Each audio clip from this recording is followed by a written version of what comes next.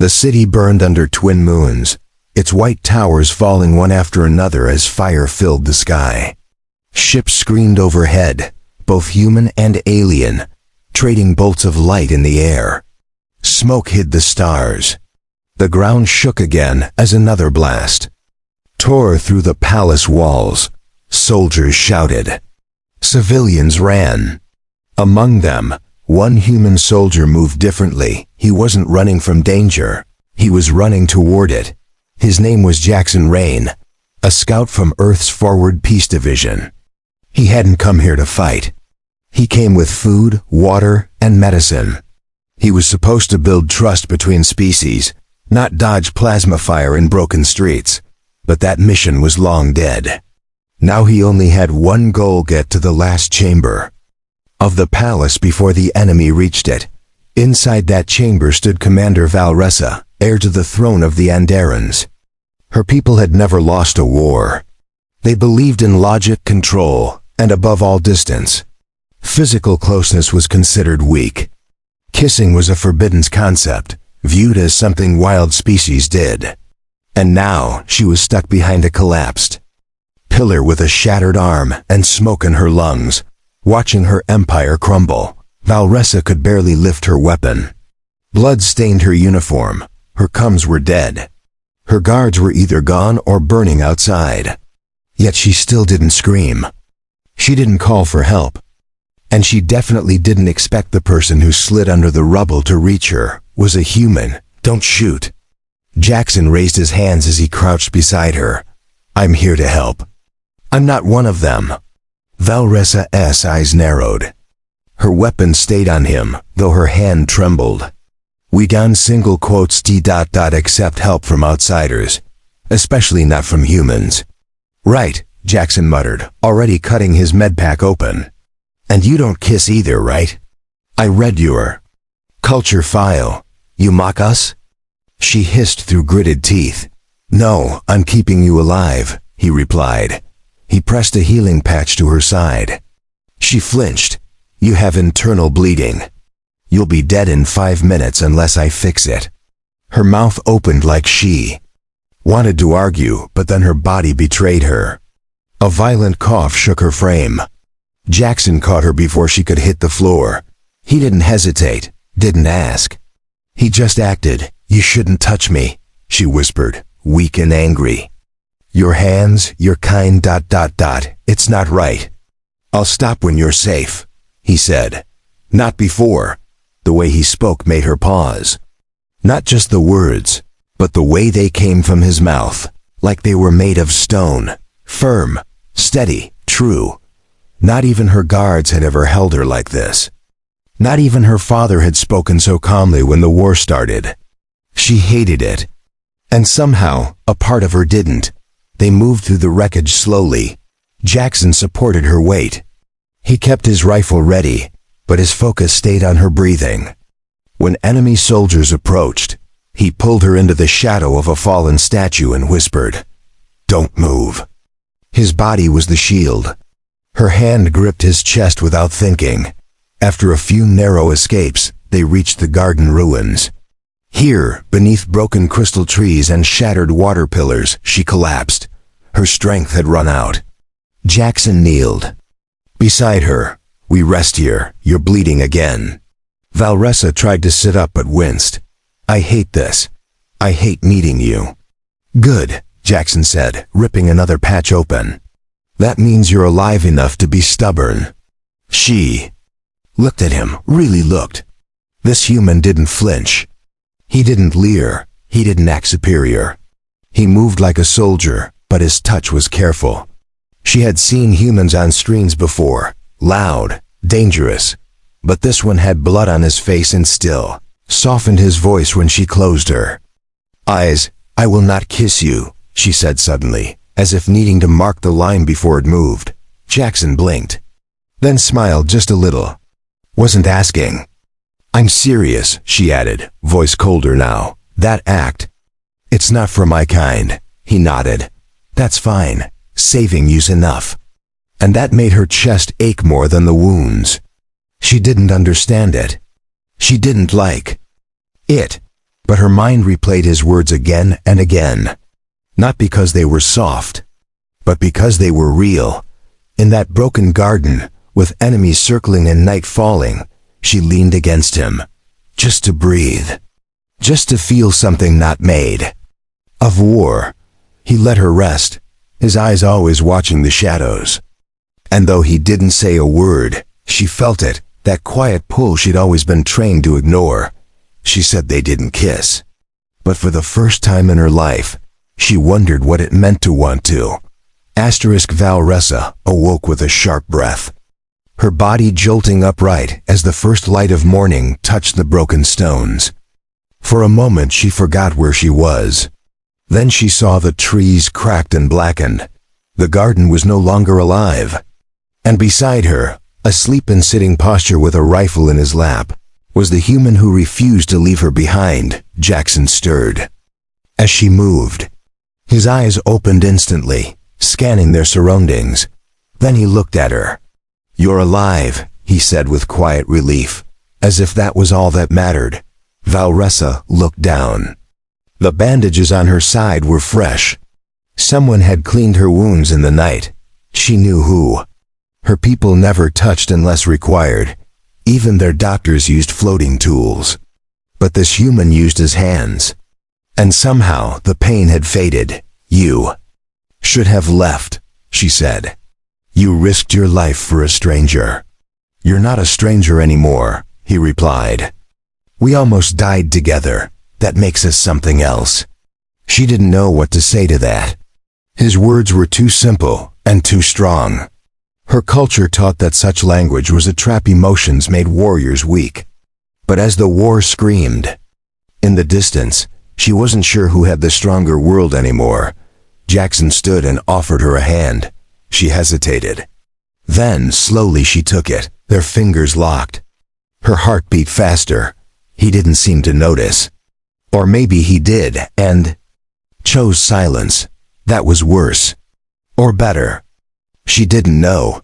They moved through the city ruins, hiding between broken buildings and charred vehicles. She limped, but he never walked too fast. He matched her step. He watched her breathing.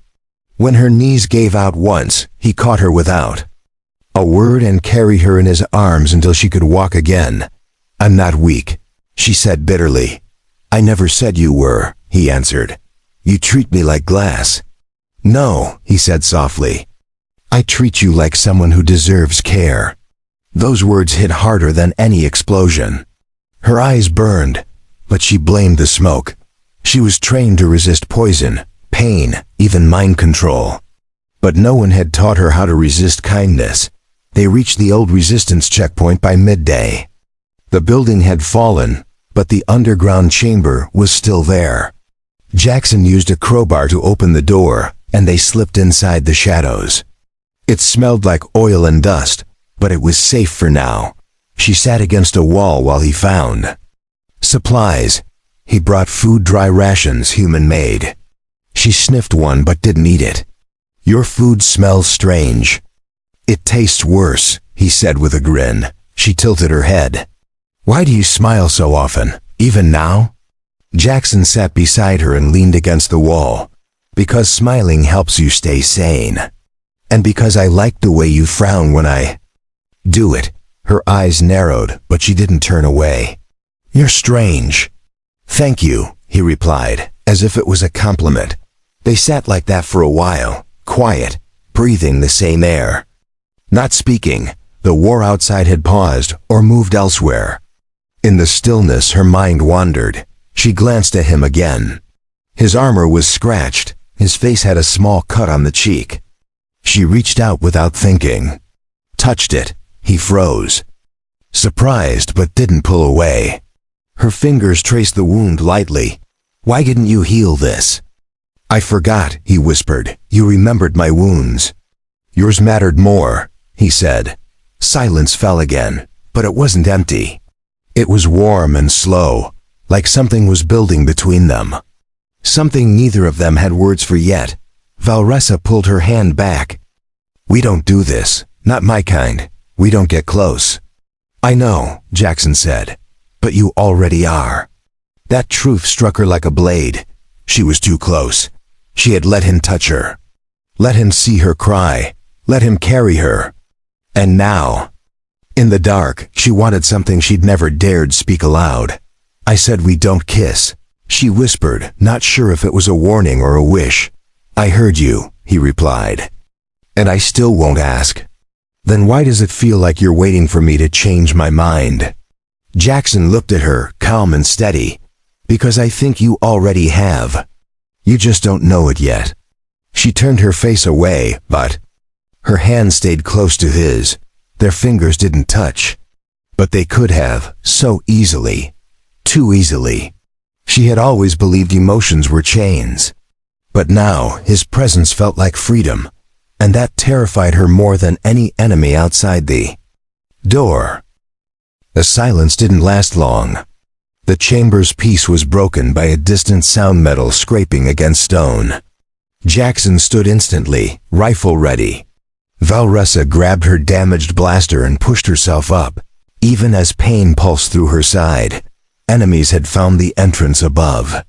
Their voices echoed through the tunnel, speaking in a language she recognized: mercenaries, not soldiers. Hired guns with no loyalty. They would shoot anything that moved. Jackson moved fast. He guided her into a narrow side passage almost hidden behind collapsed shelves.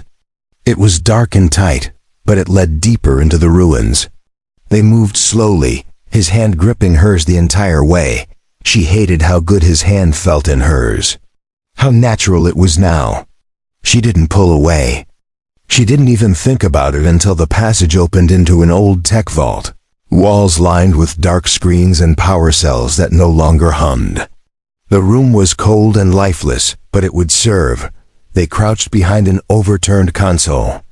Jackson peered through a cracked wall vent, tracking movement. 3 shadows passed by the entrance. They weren't checking every corner yet, but it was only a matter of time. Val'ressa sat quietly, holding her breath. Her heart beat louder than the footsteps outside. Jackson leaned toward her and whispered, "We have 2 options: sneak out another way, or distract them so you can run." "I won't leave you behind," she said instantly. He smirked. "So now you care?" "I didn't say that," she snapped. "You didn't have to," he replied, eyes soft. She looked away. "I'm not used to people staying. On my world, you survive by standing alone." "Well," Jackson said, checking his weapon, "maybe your world was wrong." She didn't argue. Not this time. She only listened to his steady breathing and the way he moved slow, careful, always placing himself between her and danger. He wasn't built like a hero. He was rough, wounded, tired. But he moved like someone who refused to fall while someone else needed him. He handed her a small blade. "If they catch us, you'll need this." "I can fight," she said. "I know, but I'm not letting it come to that." She stared at him. "Why? You don't even know me." "I know enough," he said. "You bleed. You protect your people. You tried to face death alone. That's more than enough." Her throat tightened. No one had ever spoken to her like that. Not as a princess, not as a warrior, not as anything but a weapon. But he saw her, not her title, not her scars, just her. That was dangerous. That was why she couldn't look away. Footsteps grew louder, closer. Jackson moved toward the door slowly. But before he left cover, her hand reached out and grabbed his arm. He turned. She didn't speak. She just looked at him, eyes full of something she didn't understand. "You're not doing this alone," she whispered finally. He nodded. "Then we do it together." They moved like shadows. Through vents, across broken metal bridges, between silent machines. Jackson distracted the enemy with thrown debris, leading them away. Then they circled back, exited through a half-collapsed shaft, and emerged behind a ruined communications tower. Outside, the sun had started to fall. The golden light hit her face. She squinted, blinking. Jackson turned toward her. "Still alive?" "Unfortunately," she said, but her voice was softer than before. They set up camp in the tower's lower level. It was half exposed to the sky, but safe enough for now. Jackson cooked emergency rations on a heat cell. Val'ressa didn't complain this time. She even ate a few bites. Then she sat beside him, watching the stars rise through the broken ceiling. "You talk too much," she said. "Some people say it's charming." "I said nothing about charm," he grinned. "You didn't have to." She shook her head, almost smiling. Almost, but inside something stirred. Every time he laughed, she wanted to hear it again. Every time he looked at her, her chest felt strange. And every time he touched her, even just to hand her food, she forgot about the war. "You're thinking too loudly," Jackson said. She looked at him sharply. "What? You get quiet when your brain's making noise," he said. "Want to talk about it?" "No," she said. "Wanna not talk and just sit close?" She didn't answer, but she didn't move away either. They sat shoulder to shoulder as night fell completely. She didn't understand what this was. But it wasn't weakness. It didn't feel like surrender. It felt like fire under skin. Like something new, something her people had no word for. Something humans called warmth. And for the first time, she didn't fear it. Asterisk, the next morning came without warning. No alarms. No gunfire. Just a strange peace over the ruins, broken only by the wind sliding through cracks in the broken tower. Jackson sat at the edge of the floor, watching the horizon, while Val'ressa adjusted her damaged armor nearby. She had slept closer to him last night than she ever had to anyone. Her body still remembered the heat of his presence, the steady rhythm of his breath. She told herself it was just survival instinct, nothing more, nothing deeper. But that excuse was wearing thin. "Do you always wake before the sun?" she asked, tightening a band around her wrist. Jackson shrugged. "It's a habit. The quiet helps me think." "And what are you thinking about now?" "You," he said without hesitation. She blinked. "That's bold." "I know," he replied, smiling a little. "But I figured honesty works better than pretending I'm not staring at the most complicated woman I've ever met." She turned her face, but not before he saw the slight flush in her cheeks. Her people didn't flirt. They didn't play with words like this. And yet, she didn't hate it. In fact, she hated how much she liked it. "We should move," she said. "My father's last signal came from a mountain relay near here. If he's still alive, he'll be there." Jackson stood nodding. "Then we'll go find him." "You're not part of this war," she reminded him. "I am now." She looked at him, unsure how to answer. His loyalty made no sense. But it felt real. And that scared her more than betrayal ever had. The journey was rough. They climbed jagged hills, moved through scorched valleys, and avoided patrols. At one point, Jackson slipped on loose gravel and fell down a small ridge. Val'ressa rushed down after him, heart hammering in her chest. She found him half buried in dust, laughing. "You could have died," she said angrily, pulling him up. "But I didn't," he said, grinning. "Was it the fall that scared you, or the thought of losing me?" "Shut up," she muttered, but she didn't let go of his arm. They reached the relay tower by late afternoon. It stood tall but dead, power. Lines snapped and antenna bent. Inside, the systems were cold. Her father wasn't there. Only silence waited in the metal halls. Val'ressa moved slowly, checking every room. Each one was emptier than the last. Jackson followed quietly, not asking questions. He knew she needed time. When she finally dropped to her knees beside an old console, he sat beside her. "He's gone," she whispered. Jackson placed a hand on her back. She didn't pull away this time. Her head lowered. Her shoulders shook once. She didn't cry, not loudly, but he felt the weight in her body. And it was heavier than any wound. "I don't know what I'm supposed to do now," she said. "You survive," he answered. "You fight, you rebuild. Alone? Never," he said. "Not if you don't want to be." She looked up at him, eyes sharp and wet. "You're not afraid of me?" "No," he said. "Not even when I threatened you?"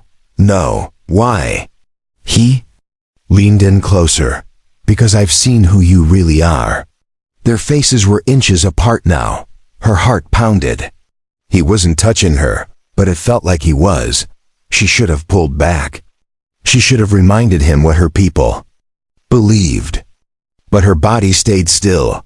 "I said we don't kiss," she whispered again. "I remember," he said, voice low.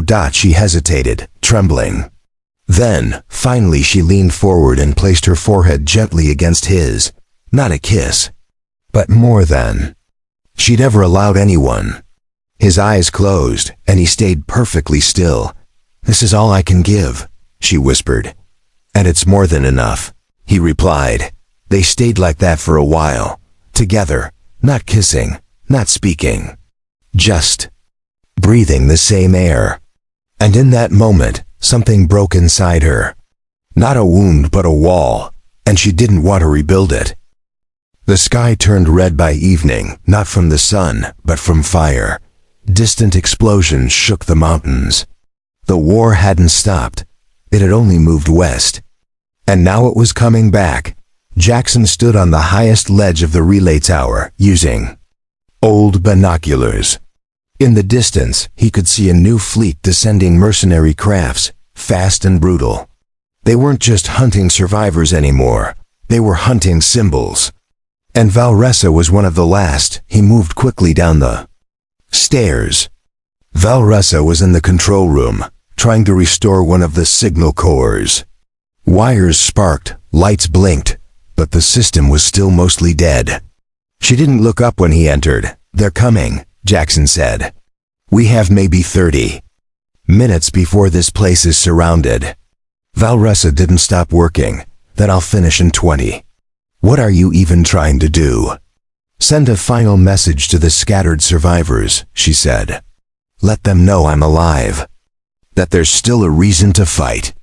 Jackson looked at her, sweat on her brow, blood on her armor, a fire in her eyes that wouldn't go out. She wasn't the cold leader he met days ago. She wasn't the girl who said they don't kiss. She was something else now. He grabbed cables, tools, anything that could help. "Then let's make it happen." For 20 minutes, they worked side by side. The room heated up.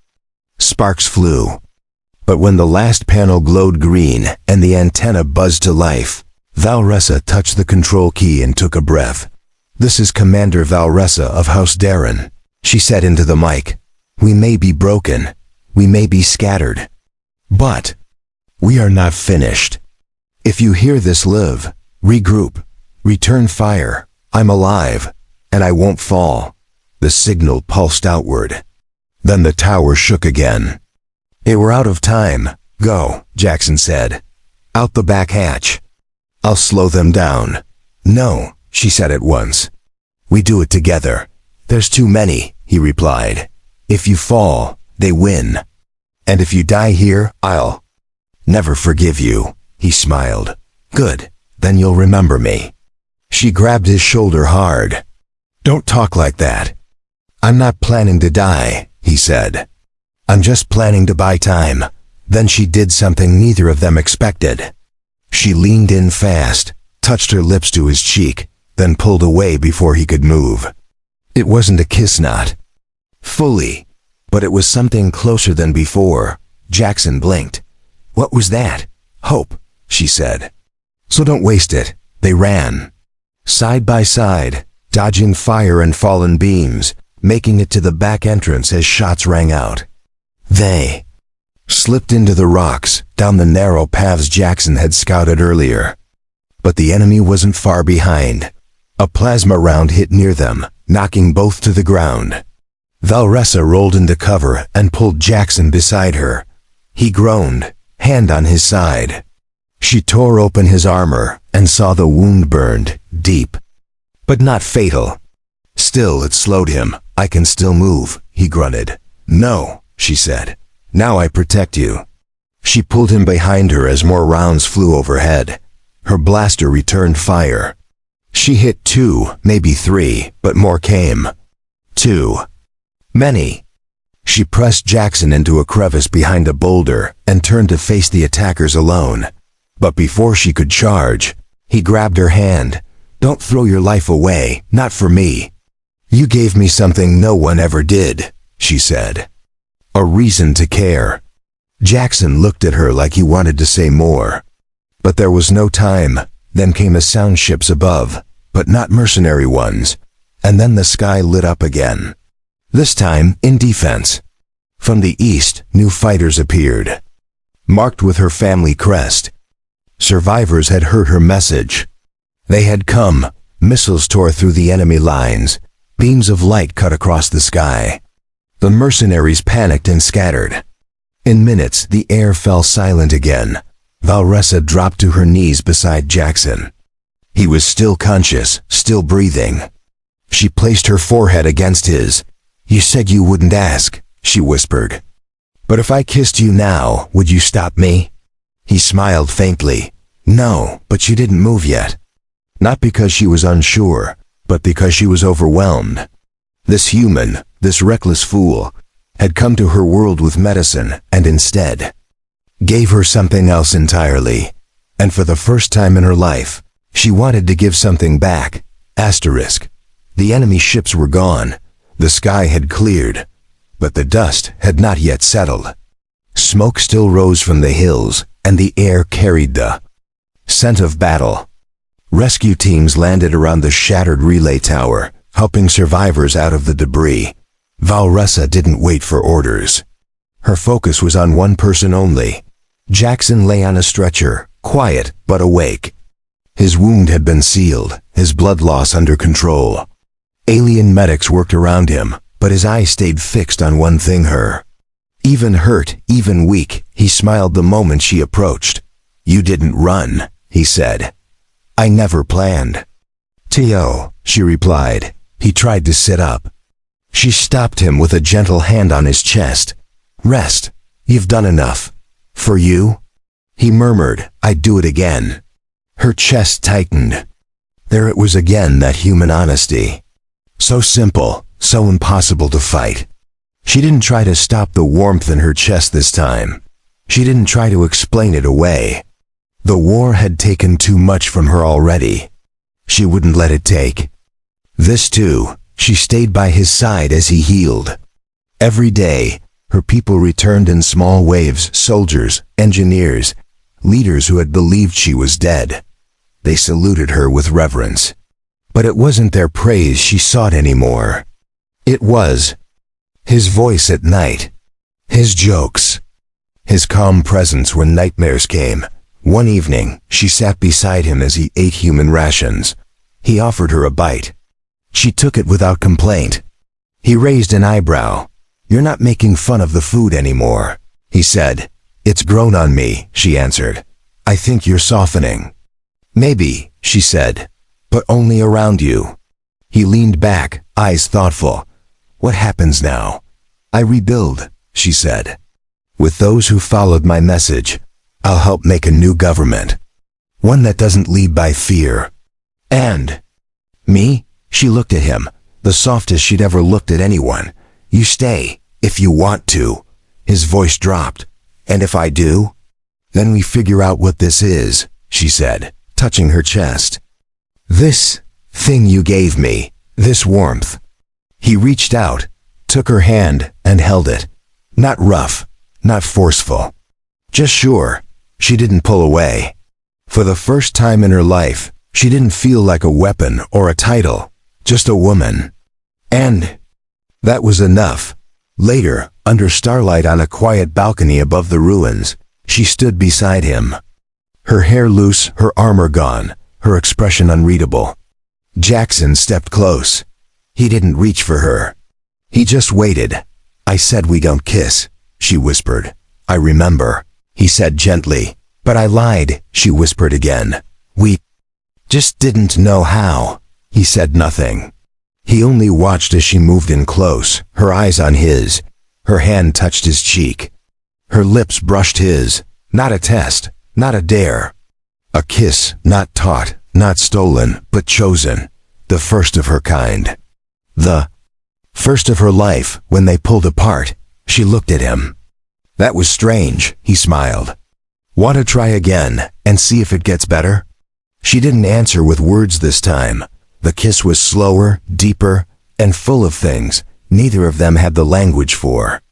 She had once called such closeness primitive, now she called it necessary. Because in that moment, she wasn't a leader or a fighter. She was just someone who had found peace in a war-born human who gave without asking, and stayed without needing to be asked. The world would change again. Wars would return. Challenges would rise. But she would never be alone now. He had crossed a galaxy and burned through her defenses, not with fire but with patience. And though her people still said they didn't kiss, their commander did, because the man she kissed taught her that even the strongest walls can melt with the right touch.